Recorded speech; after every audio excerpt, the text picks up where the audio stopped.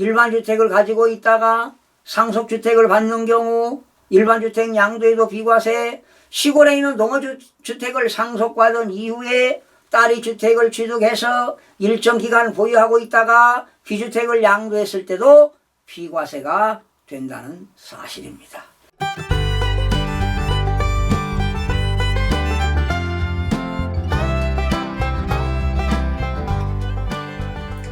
시청자 여러분 안녕하십니까? 김동수입니다. 사례로 풀어보는 양도소득세 네 번째 시간, 마지막 시간이 되겠습니다. 참 양도소득세 사례, 실수사례 끝도 없죠. 그래서 여러분들이 좀 섬세하게 여러분들이 부동산을 양도할 때는 양도하기 전, 즉 계약을 체결하기 전에 다양하게 물어보시고 합리적인 의사를 결정해야만이 세금을 줄일 수가 있습니다. 이렇게 많은 세금을 줄이는 것도 크나큰 재테크가 아니겠습니까, 여러분? 자, 오늘은 이런 사례입니다. 자, 지난 시간에 한번 했던 건데요. 여러분이 일반 주택을 가지고 있고요. 시골에 읍면지역에 농어촌 주택이죠. 읍면지역에 농어촌 주택을 취득했을 때 일시적인 1세대 2주택입니다. 그러니까 일반 주택을 취득한 이후에 읍면지역의 시골의 농어촌 주택을 취득했다. 예. 그런데 이때 농어촌 주택에는 크게 세 가지가 있었죠. 상속주택입니다.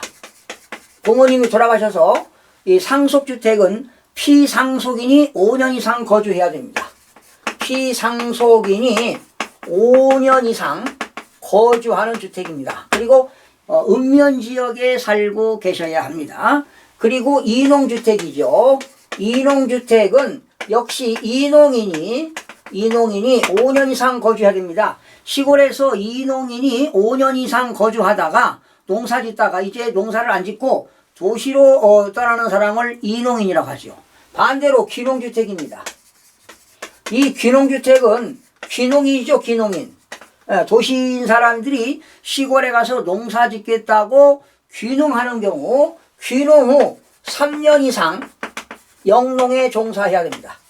3년 이상 영농에 종사해야 돼야만이 귀농주택이 되겠습니다. 그리고 시골의 읍면지역의 귀농주택을 살 때는 고가주택에 해당하지 아니할 겁니다. 그리고 대지면적은 얼마죠?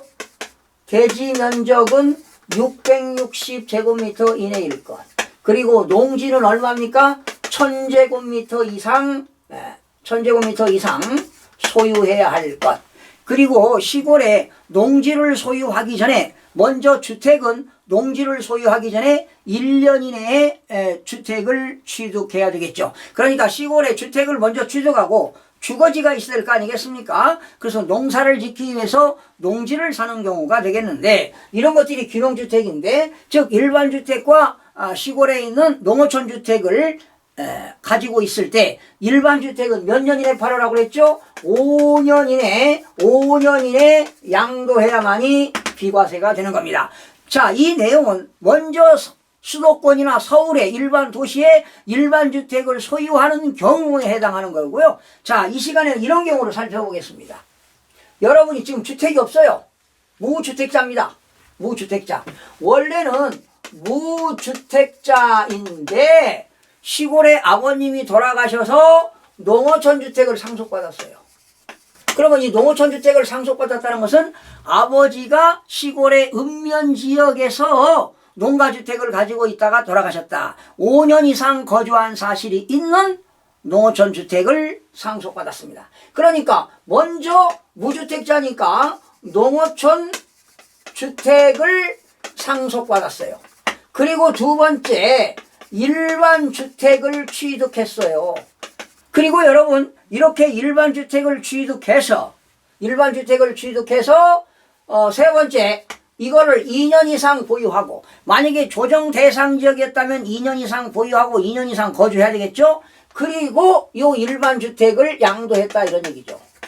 그렇다면 일반 주택 양도했을 때 과연 비과세가 되느냐? 일반 주택을 먼저 산 것이 아니라 먼저 아버지가 농어촌 주택을 취득해서 아버지가 가지고 있다가 돌아가셔서 무주택자 딸이 상속을 받았다 이런 얘기입니다.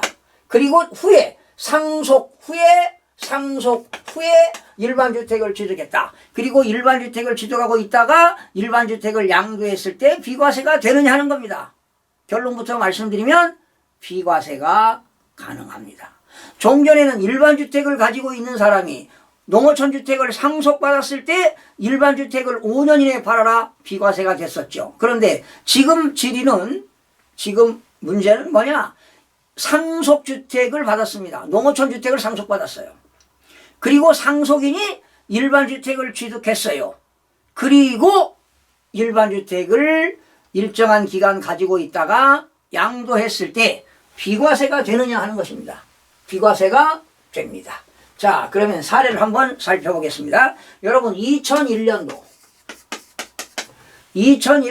4월에 A 농어촌주택을 취득했습니다. A 농어촌주택을 취득했다. 누가? 아버지가. 바로 읍면지역에 있는 농어촌주택을 취득했다는 것이지요. 그리고 2015년 3월에 아버지가 돌아가셔서 농어촌주택을 상속받았습니다. 누가? 딸이 시골에 있는 농어촌주택을 상속받았습니다. 그리고 딸은 2017년 8월에 B주택을 취득했습니다.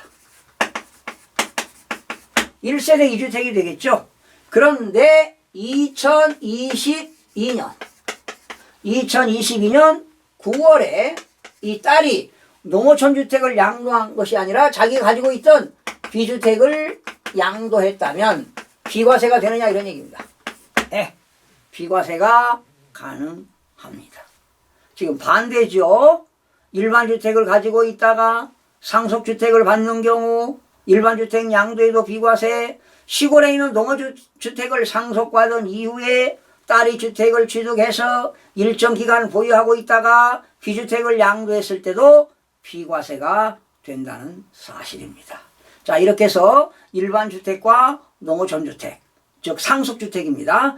또 상속주택에는 농어촌주택, 인농주택, 귀농주택. 이때 농어촌주택의 상속주택은 피상속인이 5년 이상 거주한 사실, 인농주택은 인농인이 5년 이상 거주한 사실, 귀농주택은 귀농 후 3년 이상 영농에 종사해야 된다. 그러나 일반주택과 농어촌주택을 가지고 있을 때 일반주택은 5년 이내에 양도해야만이 비과세가 된다. 그러나 농어촌주택을 상속받았다. 그 이후에 일반주택을 취득해서 일반주택을 양도할 때는 비과세가 된다. 이런 내용을 살펴봤습니다. 여러분, 양도소득세는 실수, 사례도 많고 또 실질적으로 이런 사례들이 무궁무진합니다. 시청해주신 여러분 고맙습니다. 구독과 좋아요, 알림 설정을 누르시면 더 많은 정보를 얻을 수 있습니다.